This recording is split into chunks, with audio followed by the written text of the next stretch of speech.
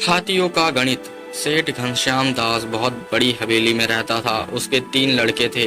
पैसा, नौकर चाकर, घोड़ा गाड़ी तो थी ही, मगर उसे अपने खजाने में सबसे अधिक प्यार 17 हाथियों से था। हाथियों की देखरेख में कोई कसर न रह जाए, इस बात का उसे बहुत ध्यान था। उसे हमेशा यही चिंता रहती थी कि उसके मरने के बाद उसके हाथियों का क्या होगा। समय ऐसे ही बीतता चला गया और सेठ को महसूस हुआ कि उसके जाने का समय अब अधिक दूर नहीं है। उसने अपने तीनों बेटों को अपने पास बुलाया और कहा कि मेरे समय आ गया है। मेरे मरने के बाद मेरी सारी जायदाद को अपनी वसीयत के हिसाब से आपस में बांट लेना।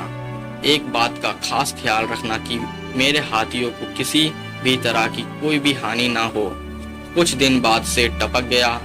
तीनों लड़कों ने जायदाद का बंटवारा पिता की इच्छा अनुसार किया, लेकिन हाथियों को लेकर सब परेशान हो गए। कारण था कि सेठ ने हाथियों के बंटवारे में पहले लड़के को आधा, दूसरे को 1/3 और तीसरे को 9वां हिस्सा दिया था। 17 हाथियों को इस तरह बांटना एकदम असंभव लगा। हताश होकर तीनों लड़के 17 हाथियों को लेकर अपने बाग में चले आए और सोचने लगे कि इस विकट समस्या को कैसे समाधान हो।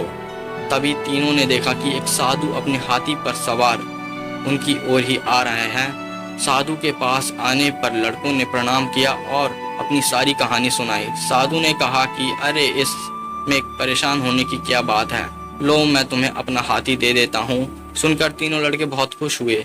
अब सामने 18 हाथी खड़े थे। साधु ने पहले लड़के को बुलाया और कहा कि तुम अपने पिता की इच्छा अनुसार आधे यानी 9 हाथी ले जाओ। दूसरे लड़के को बुलाकर उसने 1/3 यानी 6 हाथी दे दिए।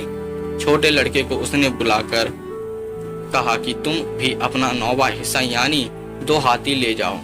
9 जमा 6 जमा 2 मिलाकर 17 हाथी हो गए और 1 हाथी फिर भी बच गया। लड़कों की समझ में यह गणित बिल्कुल नहीं आया और तीनों साधु महाराज की ओर देखते ही रहे।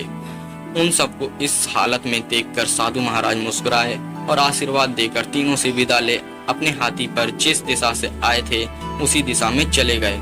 इधर यह तीनों सोच रहे थे कि साधु महाराज ने अपना हाथी देकर इतनी सरलता से और भोलेपन से एक जटिल समस्या को सुलझा दिया।